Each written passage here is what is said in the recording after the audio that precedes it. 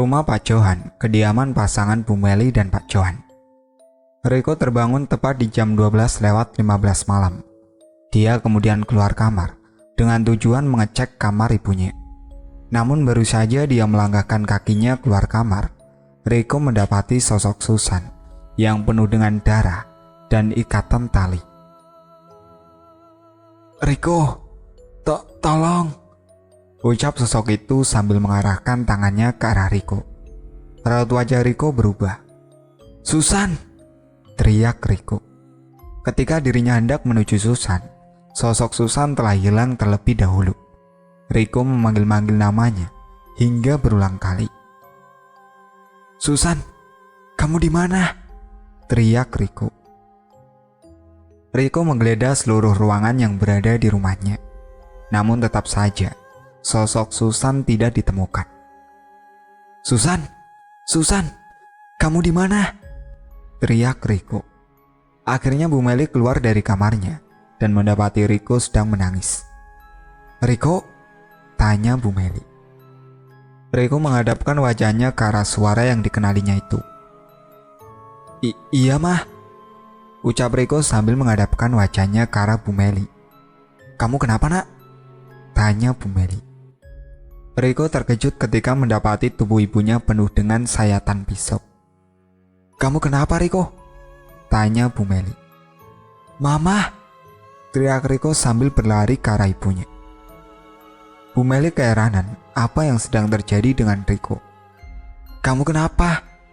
ucap Bu Meli yang tubuhnya sedang dipeluk Riko. "Mama, ini luka apa?" tanya Riko. "Luka? Di mana? Mama gak terluka kok. Mama baik-baik saja," jelas Bu Meli. Tapi mah, ini tangannya." Riko terkejut ketika tangan Bu Meli berubah seperti semula. "Kenapa tangannya?" tanya Bu Meli. "Tadi banyak luka," ucap Riko. Riko masih bingung mengapa dua hal aneh terjadi secara bersamaan. Dimulai dari munculnya sosok Susan yang terikat dan penuh darah. Lalu tubuh ibunya yang penuh luka sayatan benda tajam. Namun dengan cepat tubuh ibunya kembali seperti semula. Apakah ini tanda kematian? Riko kembali menuju kamar diantarkan oleh Bu Meli. Tepat dengan itu juga Pak Johan datang. Suara mobilnya terdengar dari dalam kamar Riko. "Itu papa ya ma?" tanya Riko. Riko masuk kamar, terus tidur, cepat, pinta Bu Meli. Riko langsung masuk ke dalam kamar. Bu Meli memastikan Riko sudah berada di kasur dan tidur. Dia tak mau keributannya kali ini membuat Riko sakit hati. Pak Johan pun masuk ke dalam rumah. Bu Meli sudah standby di depan pintu tersebut sambil mengangkat kepalanya. "Baru pulang?" tanya Bu Meli. "Mah, jangan marah dulu," ucap Pak Johan. "Kenapa papa baru pulang larut malam seperti ini? Riko barusan terbangun dan teriak-teriak memanggil nama Susan," ucap Bu Meli. Emangnya Susan kenapa?" tanya Pak Johan. "Mana mama tahu, Pak. Papa habis kemana?" tanya Bu Meli. Pak Johan tahu bahwa mantra yang diarahkan untuk menghilangkan Susan sudah bekerja. Ia pun kemudian menuju ke kamar istrinya tanpa menjawab pertanyaan dari Bu Meli. "Pak, kok diem?" tanya Bu Meli. Bu Meli segera mengejar langkah Pak Johan dari belakang. "Pak!" Pak Johan membalikkan tubuhnya dan langsung memeluk istrinya dengan penuh cinta. "Ma, papa ngantuk, mau tidur," ucap Pak Johan. "Pak, kok tumben?" ucap Bu Meli dengan rasa malu. "Maafin papa ya, kemarin papa udah dorong mama sampai jatuh. Papa sayang mama," ucapnya. Bu Meli merasakan kehangatan dari pelukan Pak Johan. Dia tak tahu bahwa pelukan itu hanyalah sebuah cara picik Pak Johan untuk meyakinkan kepada Bu Meli bahwa dirinya akan baik-baik saja. "Ma, papa ngantuk," ucap Pak Johan. Bu Meli tersenyum.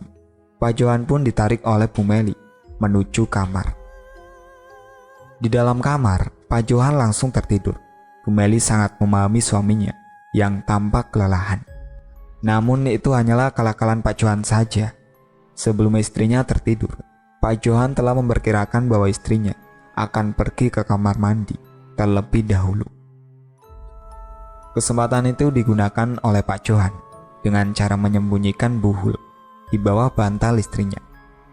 Dalam kelam malam yang hanya berisi kesunyian, Pak Johan meneteskan air matanya sebelum tertidur pulas.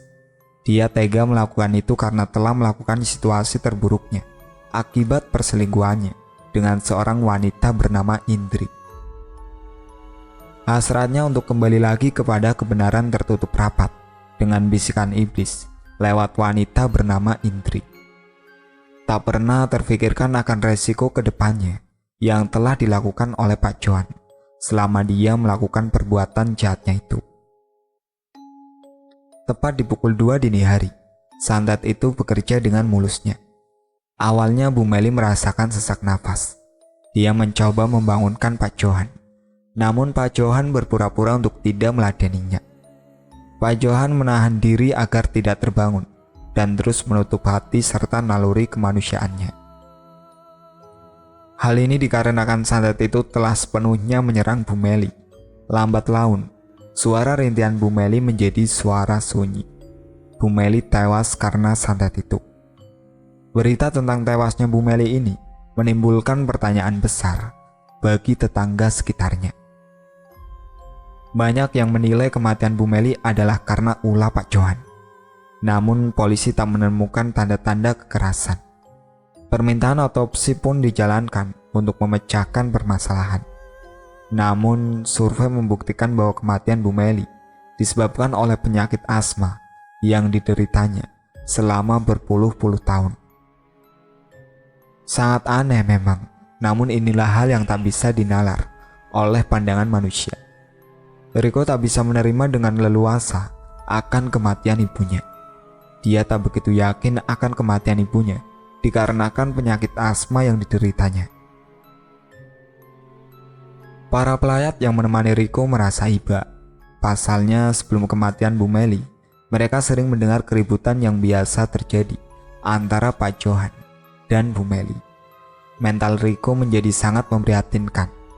Riko bahkan tidak ingin makan seharian, hanya ingin Bu Meli kembali lagi seperti semula. Pak Johan semakin menjadi orang yang tak tahu diri. Dia menelantarkan Riko sendirian di rumah. Namun kejadian tidak terduga datang ketika di penghujung malam, tepat di mana Riko terjaga sendiri. Riko didatangi sosok ibunya dengan wajah pucat dan menyeramkan. Kedatangan Bu Meli merupakan sebuah tuntutan besar bagi Riko sendiri untuk menanyakan siapa yang menyebabkan kematian pada diri Bu Meli. Kala itu waktu menunjukkan pukul 10 malam. Riko ditinggal sendiri di dalam rumah. Pak Johan masih ada urusan di luar. Entah karena dengan wanita si jalang itu atau memang benar-benar sedang bekerja. Riko hendak keluar untuk mencari makanan yang ada di dalam kulkas. Siapa tak menyangka bahwa kehilangan sosok ibu adalah kehilangan dunia nyatanya. Hati sudah tak bergeming dengan apa-apa lagi. Perasaan sudah mati, langkah sudah tak bisa jauh lagi, dan pandangan menjadi kosong. Jika sudah mendapati kehilangan terbesar dalam hidup kita, semua akan menjadi rajutan kompleks yang menyakitkan hati. Riko masih bersedih tatkala ibunya harus meninggalkan dirinya sendiri. Dia juga telah kehilangan Susan, teman goibnya. Lengkap sudah penderitaannya. Dua sosok ini akan membuatmu jatuh dalam kehidupan yang tak berarti. Dua sosok itu adalah orang-orang yang mencintaimu dengan tulus dan lembut, sabar, dan penuh kasih sayang. Siapakah mereka? Mereka adalah orang tua yang penyabar dan teman yang selalu setia dikala suka dan duka. Riko mengambil sebuah roti berukuran sedang di dalam kulkas beserta susu. Tak ada perasaan apapun selama ia berada di dalam rumah sendirian. Namun begitu ia ingin memasuki kamar, Riko mendengarkan suara tangis seorang wanita yang suara tangisannya sangat familiar. Mah. Riko membalikan badan. Ia melihat dengan jelas sosok ibunya sedang berada di depan pintu rumahnya sambil menangis. "Mama?" tanya Riko. Riko meletakkan roti dan susu itu. Langkahnya tergerak untuk mendekati sosok yang diyakini sebagai ibunya. "Mama yang tenang ya. Riko kangen mama. Riko selalu makan dan minum sendirian. Riko udah gak pernah ada yang nyuapin lagi," ucap Riko. Sosok Bu Meli perlahan menghilang beserta tangisannya yang terdengar sangat syahdu di telinga Riko. Hati Riko agak tenang manakala ibunya datang hanya untuk menengoknya, walau dengan tangisan. Malam itu Riko tak memberitakan sedikit pun mengenai perjumpaannya dengan ibunya kepada Pak Johan. Di hadapan Pak Johan, Riko adalah seorang anak kecil yang skeptis dan tidak peduli terhadap seluruh keadaan di sekitarnya. Suatu hari Pak Johan memberanikan diri untuk memperkenalkan Indri kepada Riko. Pak Johan memiliki keinginan kuat agar Riko bisa akrab dan bersifat sopan santun terhadap Indri. Rumah Pak Johan.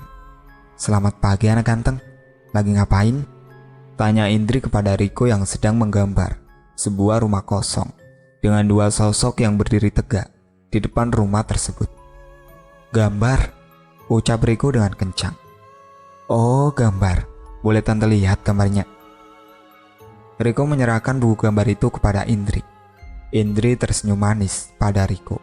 Dia mencoba untuk melakukan pendekatan agar Riko menjadi senang dengannya dan bisa menikahkan dengan Pak Jordan dalam waktu yang singkat. Setelah dilihat, Indri masih belum mengerti maksud gambar yang digambarkan oleh Riko. "Ini siapa semua?" tanya Indri. "Mama sama Susan," ucap Riko dengan cuek. Indri terkejut mendengarnya. Dia tak menyangka bahwa Riko menggambar dua objek yang sangat dibencinya. Indri pun merobek lembaran buku gambar itu. "Jangan pernah gambar itu lagi, ngerti?" teriak Indri yang tiba-tiba marah. Riko yang melihat perbuatan Indri menjadi keheranan. Dia pun berdiri sambil menatap tajam Indri. "Mereka akan datang malam ini," ucap Riko sambil mengambil paksa buku gambar yang dipegang oleh Indri. Indri terdiam sejenak. Bagaimana mungkin bisa Riko mengingatkan kepada kesalahan masa lalunya? Riko masuk ke dalam kamar. Indri hanya terdiam dengan apa yang barusan dikatakan oleh Riko. Kali ini hatinya mulai goyah. Rasa ketakutannya kembali muncul setelah bayangan-bayangan kematian Bu Meli menjadi momok menakutkan baginya. Atas dasar ketakutan inilah Pak Johan kembali mengajak Indri menuju dukun tempat ia melakukan persetujuan untuk membunuh Bu Meli serta membuang sosok teman Riko yang bernama Susan. Di rumah dukun, pukul 1 siang, Pak Johan dan Indri masih menunggu di ruang tamu rumah dukun itu. Hanya berselang 10 menit, dukun itu datang membawa ikat tali pocong yang dibungkuskan kepada sebuah tanah layat. "Bawalah ini. Ini adalah penghalang bagi istrimu untuk meneror. Namun bisa juga ini sebagai tulah dari apa yang kamu kerjakan," jelas dukun itu.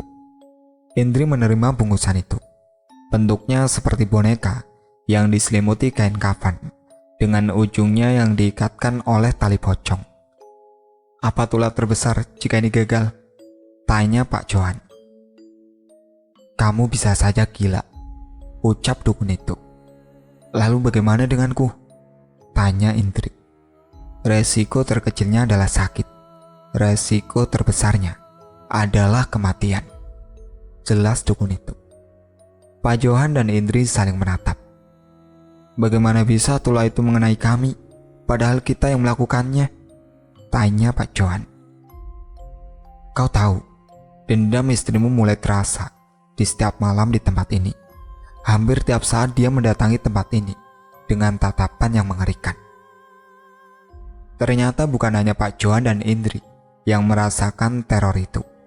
Dukun yang dijadikan perantara untuk membunuh Bu Meli juga didatangi langsung dengan tatapan yang mengerikan. Dia menuntut balas kematiannya yang tidak sesuai dengan harapan. Terkait Susan, dia juga mampu melepaskan ikatan yang telah kubuat. Kali ini, musuh kita bukan hanya istrimu yang mendendam, namun juga sosok Susan yang telah bebas dari buhul yang aku buat. Jelas dukun itu. Pak Johan dan Indri semakin ketakutan mendengarnya. Dia merasa bersalah karena melakukan hal sekeji itu kepada Bu Meli. Pulanglah, kubur itu di dekat kamarnya. Siapa tahu benda itu bisa membantu. Aku tak tahu harus bagaimana, karena ini juga bisa memberikan petaka besar dalam hidupku. Jelas dukun santet yang telah membunuh Bu Meli itu. Akhirnya mereka pun pulang dari tempat dukun itu. Pak Johan dan Indri masih terpikirkan dengan apa yang dikatakan dukun itu kepadanya. Mereka langsung bertolak menuju rumah. Para tetangga yang melihat wanita baru dalam rumah Pak Johan memberikan perspektif miring akan kehadirannya. Mereka menyebut-nyebut wanita itu sebagai pelakor dalam kehidupan Pak Johan dan Bu Meli. Mereka berdua masuk ke dalam kamar Riko. Namun anehnya, Riko sedang tertidur sambil memegangi boneka yang tak pernah dilihat oleh keduanya. "Mas, ini boneka siapa?" tanya Indri. "Mana aku tahu, aku jarang di rumah. Mungkin itu boneka tetangga yang diberi para pelayat untuk Riko," jelas Pak Johan. "Boneka pemberian, tapi boneka wanita. Mas, ini aneh, mana mungkin Riko main boneka wanita," jelas Indri. "Iya juga sih, soalnya aku baru tahu ada boneka di dalam rumah ini." Pak Johan pun mengambil boneka itu dengan perlahan. Dia kemudian membuang boneka itu ke dalam tong sampah belakang rumah. Indri kembali mengecek seluruh isi ruangan yang ada di rumah Pak Johan. Tampaknya hawa merinding mulai muncul dan meniup secara perlahan ke leher Indri. Tak lama kemudian, Pak Johan memeluknya dari belakang. "Kamu lagi ngapain sih?" tanya Pak Johan. "Mas, aku merinding." "Merinding apa? Gak ada apa-apa kok," jelas Pak Johan.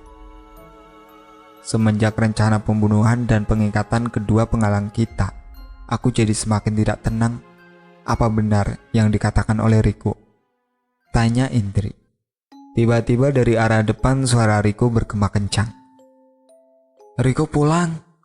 Pak Johan dan Indri terkejut mendengar teriakan Riko itu. "Tante, Papa, datang kapan?" tanya Riko. Indri dan Pak Johan menatap kamar Riko yang terbuka sendiri. Boneka yang baru saja dibuangnya di tempat sampah kembali lagi di tempat tidur Riko dengan posisi terduduk. Aroma melati lewat di hidung Pak Johan dan Indri. Baunya yang semerbak itu membuat Indri memundurkan langkahnya secara perlahan. "Riko, kamu habis dari mana?" tanya Pak Johan. "Aku habis main di rumah tetangga, Pak. Tadi nggak ada makan, jadi aku minta ke tetangga." "Tante kenapa?" Indri terdiam. Lagi-lagi dia merasakan hawa merinding yang sangat kuat. Telinganya seperti dibisiki oleh bisikan yang menakutkan.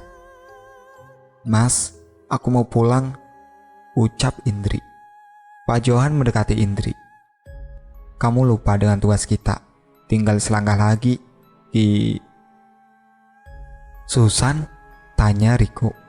Indri dan Pak Johan terkejut mendengarnya. "Kamu habis kemana aja? Kamu tahu kan mama udah meninggal?" tanya Riko. Indri langsung menatap Pak Johan dengan wajah takut. "Mas, ternyata benar mereka berdua telah mendiami rumah ini lagi," ucap Indri. Pak Johan menengok ke arah Riko yang sedang berjalan ke dalam kamar. "Riko, kamu mau ke..."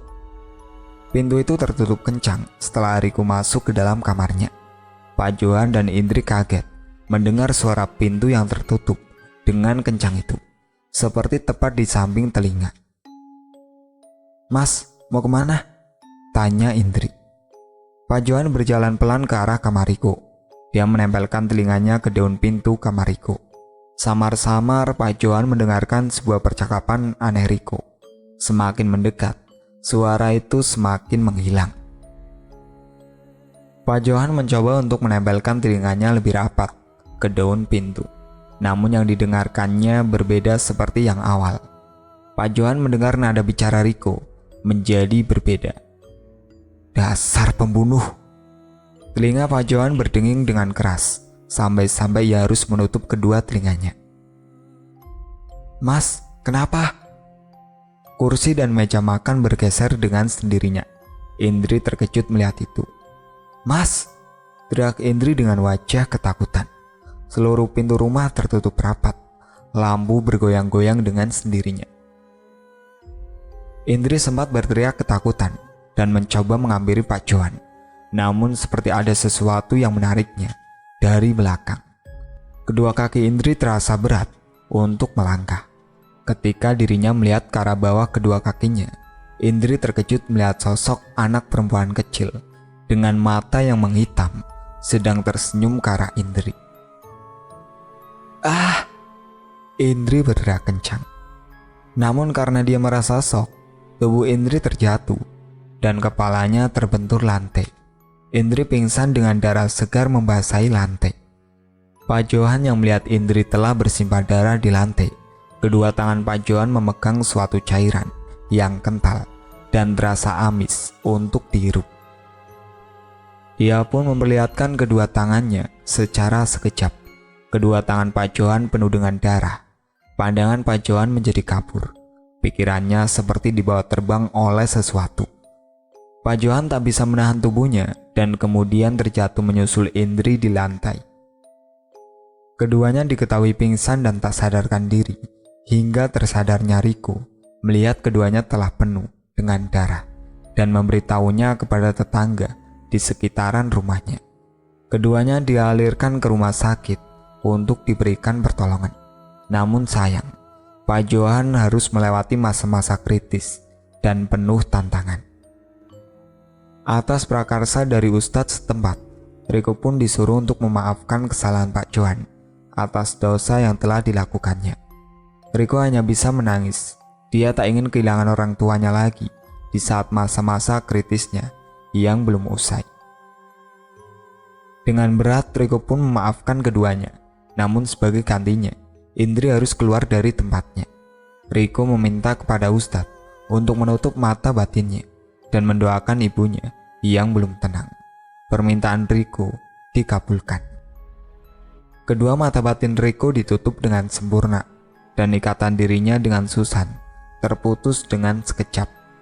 Namun berbeda dengan sosok Bu Meli yang kerap mengganggu Pak Johan hampir setiap hari di rumah sakit. Riko meminta kepada Pak Ustadz untuk membicarakannya kepada Bu Meli agar jangan mengganggu lagi kehidupannya. Akhirnya Pak Ustadz pun membawa satu orang tetangga untuk dijadikan perantara bagi Riko agar bisa membicarakan kepada Bu Meli yang masih belum bisa memaafkan kesalahan suaminya, Pak Johan. Mah, Mama, udah ya, jangan ganggu Papa lagi. Riko bakal jaga Papa dan bakal ngingetin Papa untuk bertaubat, ucap Riko sambil menangis. Mediator yang dijadikan tempat komunikasi Bu Meli pun terus menangis.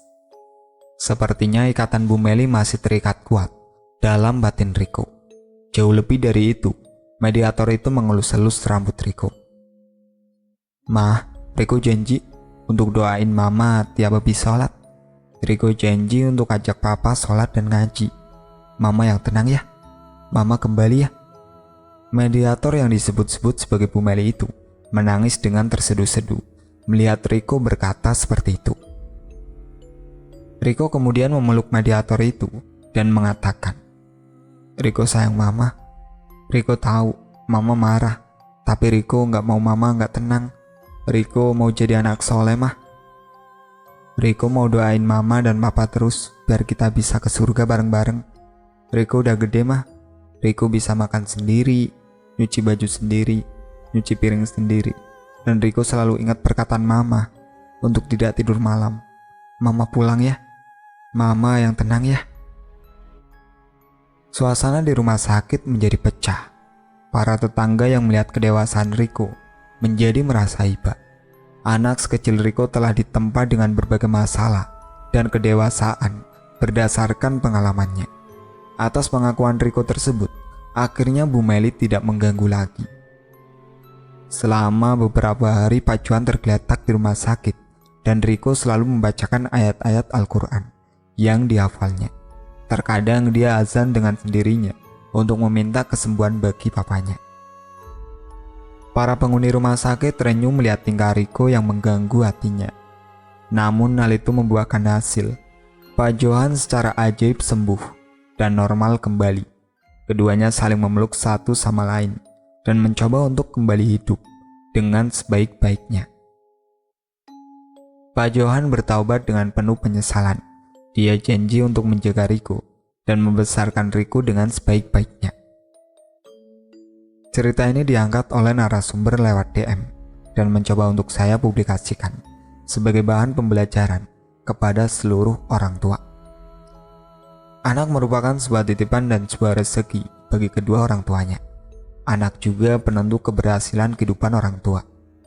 Jika orang tua sesekali memberikan luka kepada anak, jangan harap anak itu akan menjadi orang yang diharapkan. Itulah akhir cerita Dendam Kelam yang ditulis oleh Restu Wiratmaja. Sekian dari saya. Wassalamualaikum warahmatullahi wabarakatuh.